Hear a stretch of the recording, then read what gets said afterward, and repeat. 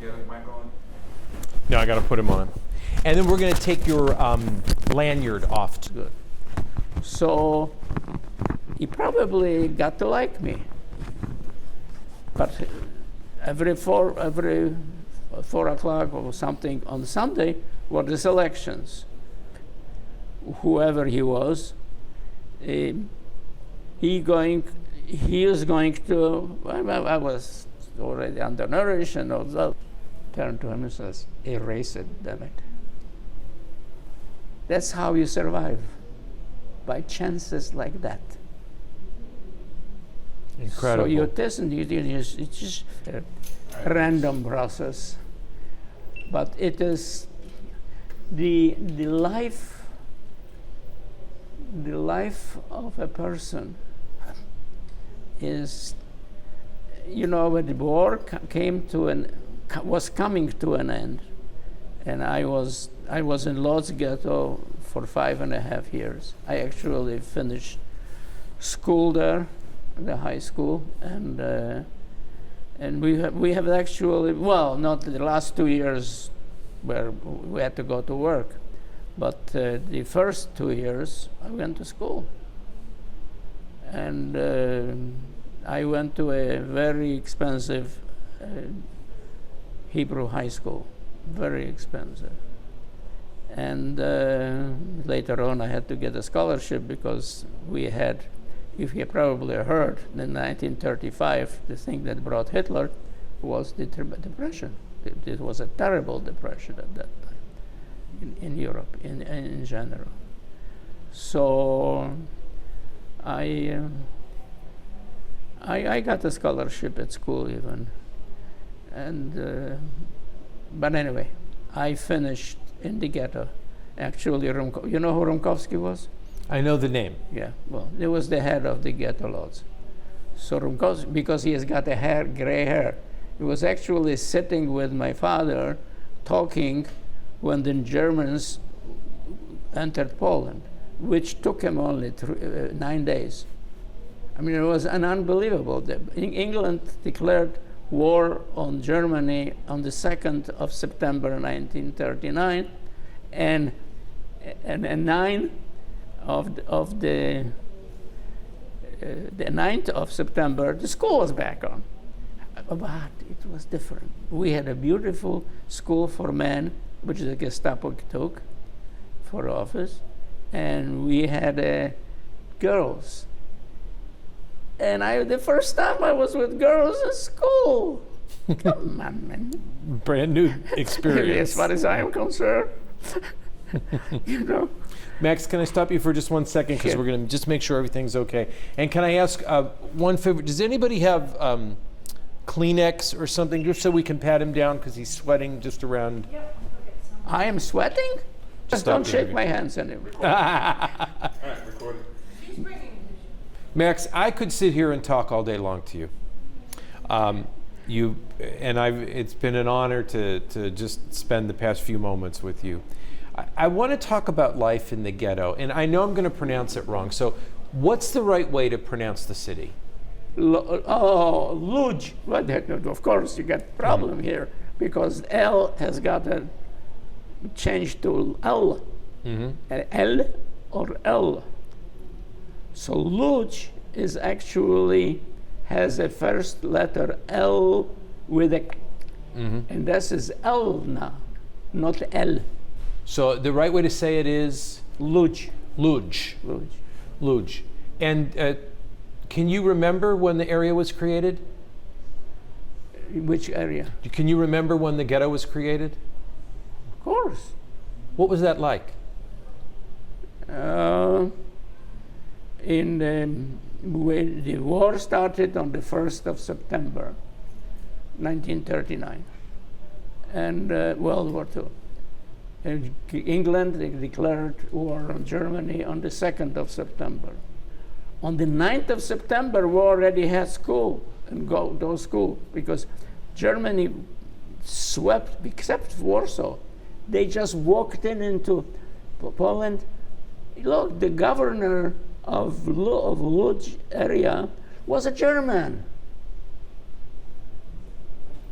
Lodz I'm pronouncing it right now.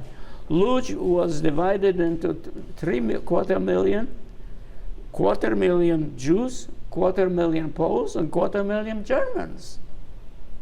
The city was the biggest manufacturers, everything was all German, Geyer and all the others. So it was the German. So when the German came, not only that, the Germans, when they came in, they actually created an area together with Posen, which is further west, Wartegau, a new, what do you call it? When you have a country and you have divided in New borders, a new.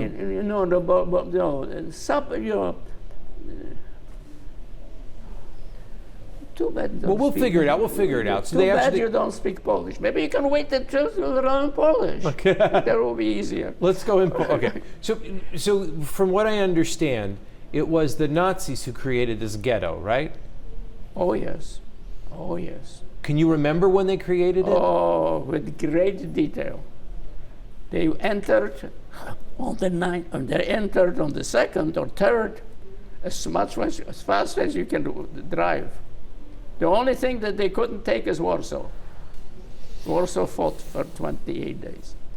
So when they came in, they immediately took over, created what's called the Wartegau. Warta is the river. And Wartegau, Gau is when it says it's a region or something. So the Wartegau was created, and Lodz was one of the major cities. Posen was also there. So Germany, and they immediately divided with Stalin. Yeah. So you lived in the Lodz ghetto. I was born there. What was No, I was born in Lodz. I lived in Lodz. I went to school in Lodz, and I spent 5 years in ghetto from the beginning. Can you describe the ghetto to me? Sure. What was it like? What they did is they put, first of all, they put immediately wires, and they have some parts were even electric wires, so you can, people who were a little bit desperate would committed suicide, and they just come and grab this and died. Well, not every day, and not But once in a while. But once in a while. So they put these wires in, and they created this ghetto. They get, yes. Except that they had wires in the city streets that went through the ghetto, and they even have a bridge to go across, so that they can have these both sides in the ghetto. What was your life like inside the ghetto? Well,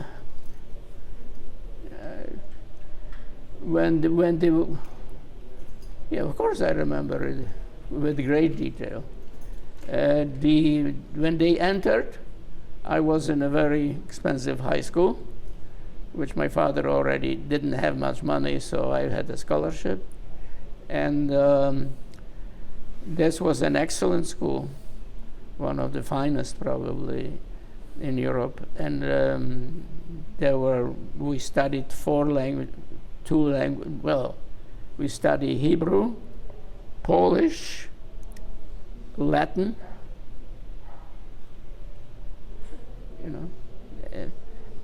I cannot discuss with you in Latin because I'm not Cicero or Caesar. So. I studied Latin for 4 years, but Dad, me too. I don't remember. Hic, haec, hoc. I only remember that. Huyus. I remember remembering word endings. No. So you were in this school, this wonderful school, and then the Nazis came in and they totally changed the neighborhood. Well, first of all, they took our building for the Gestapo because it was a beautiful new building, and even, for example, 3 days after the 9th of September, school already was open. So I remember that that is where I became a wise guy. I decided that grown-ups are stupid, which many others of my age already were there. Because the door opens, and there is a teacher, Mrs. Pines, who is multilingual, very, very good teacher, was reading an English book like that. And here walks in the principal of the school, and with him two Gestapo officers. So she read it in English and looked sideways without turning the head. Continue in German. The stupid thing finally got it, the principal, and he says, "This is the German class." Oh, that's good. And walked out. Imagine if you walked in and she continued in German. They were only shut all over. Wow. She was smart. Very smart, Mrs. Pines.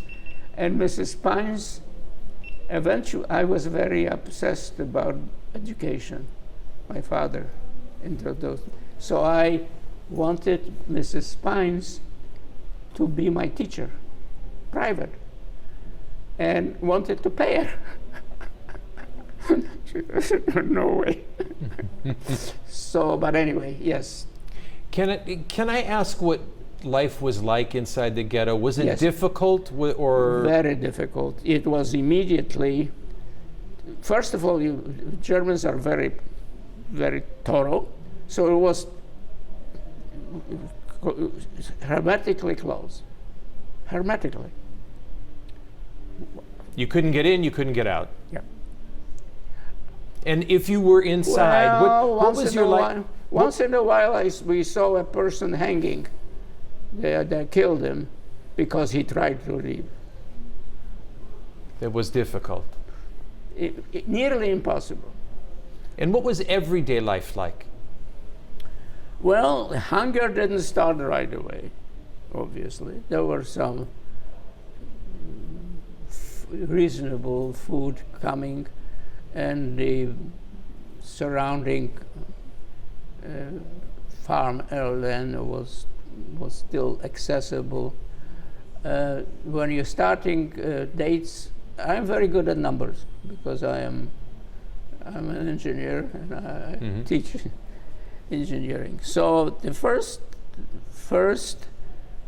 between the 1st September and the 9th of September, we've transferred in a normal life, in a normal way, and nothing special happened. And the rest of 39, I would say, till January, was reasonable. Food was available. We had some personal problems with my father. Anyway, we lost the apartment, and then the major street, Piotrkowska, is you had to.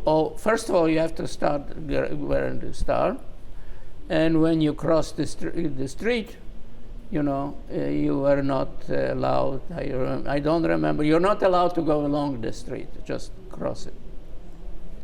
So that's the beginning. Kind of easing it. It started slowly. Not very slowly. Depends how you mean slowly. But then yes. it got worse. And it got by May 1, the ghetto was sealed. I mean, hermetically. It was. I don't know if I have pictures. No, I don't think so. But I remember that we were. Everybody. My father, who had a lumber yard, his workers provided him with a little two-wheeler, and I remember we were dragging our holdings.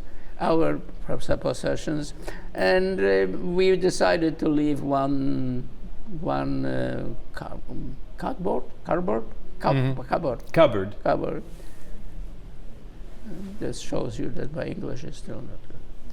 So it was livable. I mean, it was okay. So we had to cook in the one room, not really, and but food was available. My father's one of his clients. They were actually, we got his apartment because some people had to go several families in one room because it was so tight. You know, they just brought a 250,000 Jews from all Lodz and environment. They had to. What was I starting saying? Well, they brought people from all over inside there. Eventually, but that took more time. And the people were told where to live. Well, not only that, I'll tell you where they were told to live, in the worst part of the city. I didn't know, I didn't meet poor people until I get into the ghetto. And I finally realized that there are unemployed and hourly people. And we were talking about a huge city with 750,000, of which quarter is Jews. The other one is Poles, and then there are the Germans.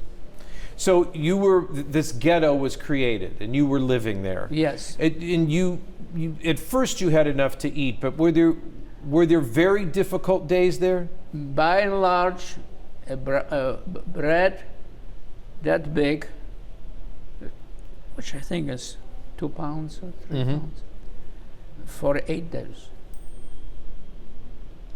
And that's all you had? Yeah. Eventually. Do you remember being hungry? No, actually, I don't know when I am hungry. I had to call my mother to find out whether I am hungry. But that's separate. This is just a joke. But no. Do I remember being hungry? I got used to it.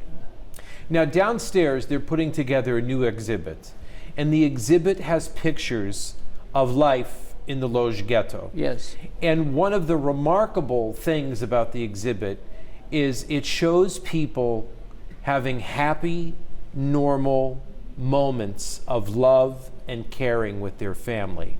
That even in spite of the oppression that existed, people found a way to exist and have their families. What do you know? What do you make of that? Do you think that's an exaggeration? Terribly huge exaggeration. Come on. This is, the old people. First of all, don't forget that there were regular. They were picking people on the streets who didn't look very good, and so and 10,000, 5,000. And if they didn't do, they demanded from Rumkowski, the head, to deliver another 10,000 people. So the days were sad? Days were, you had to work. Everybody had to work. If you didn't work, that was it. And a person that doesn't, for example, I remember that my father, who had the crazy idea that this is not good enough, that he's not going to live in a regime like that, and so he closed the gas shutters, and he doesn't want to talk to anybody. That's another way of insanity. But yes, what was your last question? Well, no, I was just wondering what it was like living in the ghetto. So, Depends who. How old were you? I was 14 years when the war started. And you lived in the ghetto for how many years? 5.5. 5.5. So you were a young man when you left, and you were a teenager when it started. I left, I was 19 and a half, and I was 14 when the war started. How did your family react to having to live in the ghetto? What was your family life like? Well, I was an only child. My mother had two more sisters.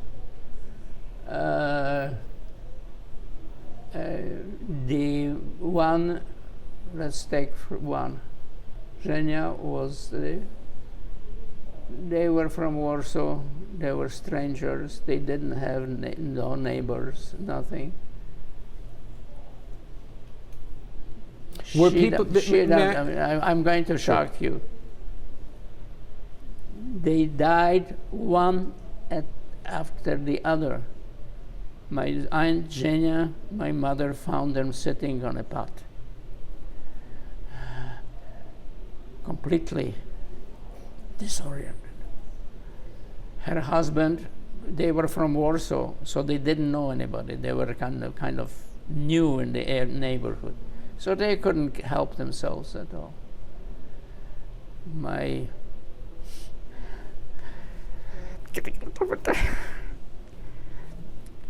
I'm recovering. You see the sight? I wasn't allowed to see them because my parents still had a little better. My mother, my aunt that ran away to the Russian side, she had a restaurant. And my mother knew the guy who was appointed all over the kitchens. So my mother became the head of a kitchen. But she was afraid to steal food. So she made a deal. One of her friends, who was a guy with influence, had a kitchen too in charge. So I'm going to him, and for me, when they have the crumbs of the bread that you cut on the floor, you sweep it, and that's what you can take. And better do it with somebody else because if you do it with your own. So I had a deal, and he was a very intelligent, a very well-known guy. I don't know how he got his position. Probably because of connections. I was begging my father to go and see Rumkowski. For Pete's sake, he knows him. He will give you a job. He will give you do something in lumberyard or whatever it is. He's not going to. Well, there are stubbornnesses and there are stubbornnesses. But this is, you wanted life, so I'm trying to evolve for you the situation. So the Rosenschein, which came from Warsaw, didn't know anybody, so they died one after the other. From depression? No, from hunger.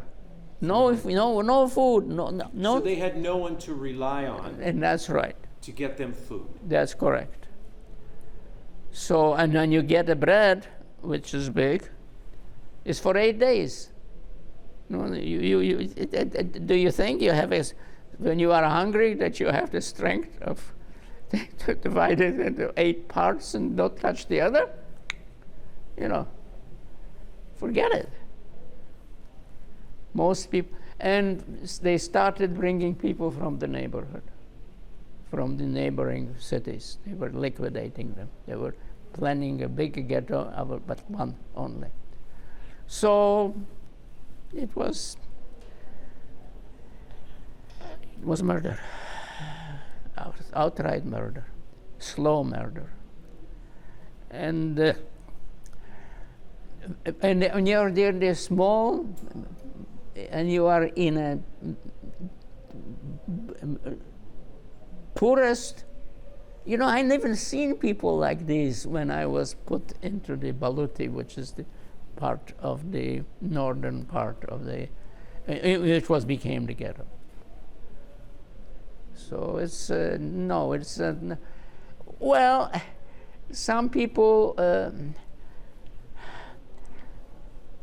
had to eat because they were very good positions and they had. But do you know what protects? Did you ever hear the word protexia? Yes. That's what it is. In a sick society, in a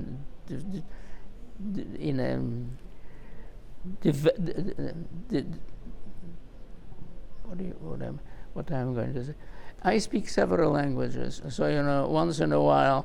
They They come in. To me too, because I speak Italian. Oh, And yes. sometimes I forget which language I'm speaking. You were Italian? Yes. Oh, God. If I ever wanted to live, would be in the, where is Florence? Which part of that? Tuscany. Tuscany. I would live in Tuscany. After the war, I found my mother in Italy. Well, it was Austria, but we moved to Italy. And then again, a year later, my mother wanted to go, right? We went to Venice with the thing. At the Accademia. in Academia, Florence. yeah, right. Max, can I ask you another question about the ghetto? Yes, sir, please do. No, I'm Do you have- interrupting okay, no. because, Do you have any warm memories of your family? Can you remember Yes. comfort with your family? yes, of course. What was that like? Well, it was as close as you could be. Share. My mother, not mother, my aunt. Oh no, my cousin actually. Her mother got typhoid fever. You know, one of those. No, not the one that has to do with the stomach business. And the daughter didn't eat her one piece of bread a day. She didn't eat it. Lillian was an angel. He was an angel. He was more than an angel. She didn't tell her mother that she's feeding her bread. And the girl died in 3 months. Just extinction. I loved her. You know why? I want to deliver the information, but I cannot do everything. You know, comes back to people with whom my son named Michael. Because Michael, after the two parents died, sitting on a pot, hungry, the two boys, Michael and Oleg. And Oleg was big, wonderful, handsome, and he was always hungry. So I suspect that Michael was feeding him. Because one day my mother brought some crumbs that they think from the kitchen. So I remember his statement. He says, "Auntie, please give it to Oleg. He's hungry." What can be hungrier when everybody is insane with anger? How can you? My son is Michael. Max, I want to thank you. I know it's difficult. But No, it doesn't matter. I get over it. But it's you ask about family. This is my family. This is the people I loved. When my first son was born, in Michael Reese in Chicago, in the hospital, I picked up the telephone to notify the mothers. So I called my mother and I says, "Michael is born."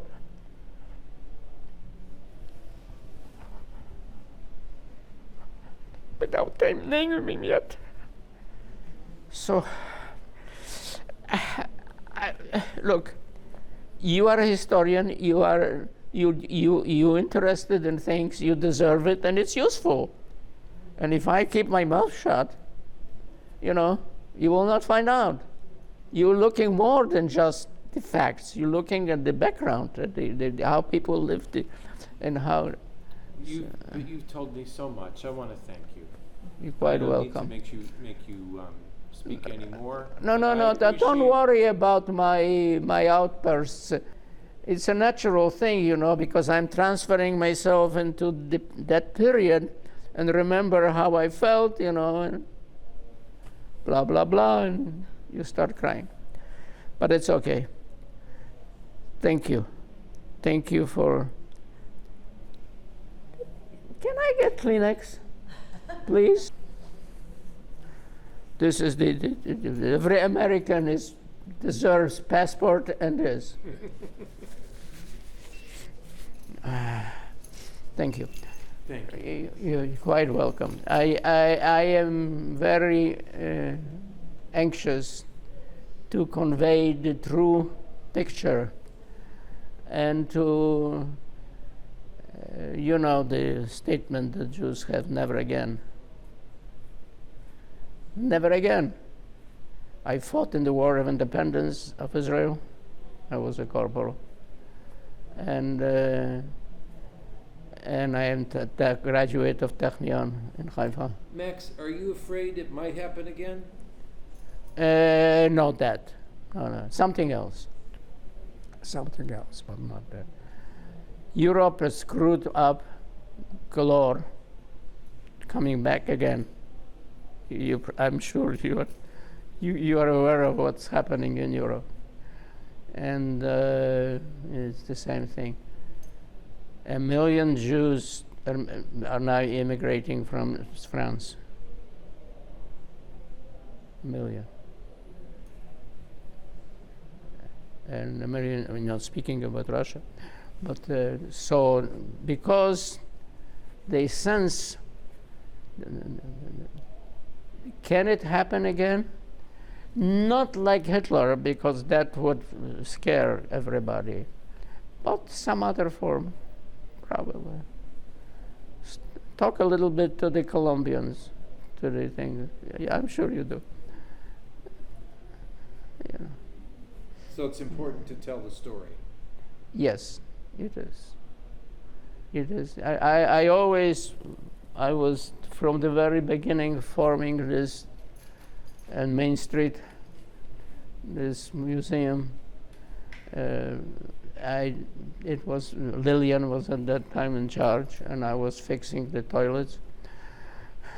I was already a professor at the university, by the way, but I was still fixing because the ladies, when the things fall, the ladies sat on the thing and they were getting seasick.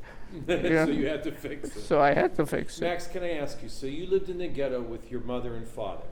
My father died when he was 59. So that would be, he died, he died Lillian, 42. So he lived in the ghetto with you and your mother. Yes. And then you had some relatives who were transferred to the ghetto, correct? No. We are all city people. Okay. So the people who was transferred were from smaller But towns. you were living there already. I lived there already. The same. And you said you had some relatives from Warsaw who were transferred there? No, not transferred. My cousin was the director after the war. Was a director of Polish National Theater, Alexander Bardini. And I just want to make sure I understand the outlines you gave me. So you described a woman who gave her food to her mother. My cousin. That's your cousin. Lillian. And she lived in the ghetto with you? Yes. Okay. And then you described people from Warsaw. Am I right? There was a couple from Warsaw. They didn't know many people, so they didn't know how to. Oh get yeah, food. Rosenstein. Yes, that's the one. That's the one. That's That was the your one. family, That's the family, and that was the one who had Michael. and Michael was your cousin. Yeah.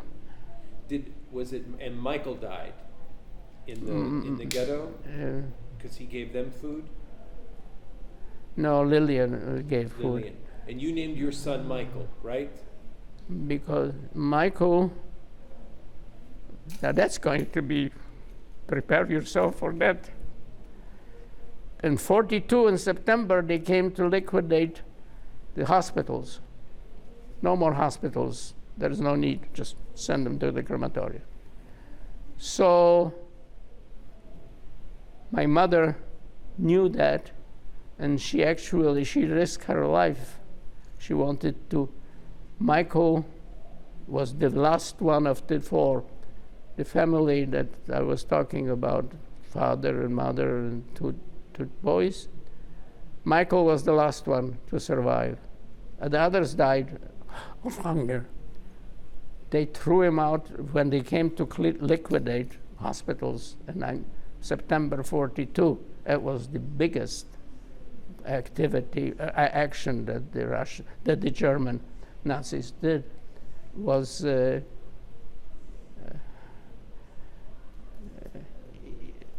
my mother was hiding there, seeing where she can. They threw him out of a fourth floor hospital into the truck, just like that, alive. And she was looking at it. It was his aunt. You can imagine what she was thinking. And he was your cousin. He was my cousin. I loved him. Your audio batteries went dead. Okay, that's fine. Loved you. Yes. And when Michael died, Michael was born in Michael Reese in Chicago. And you named your son for your cousin.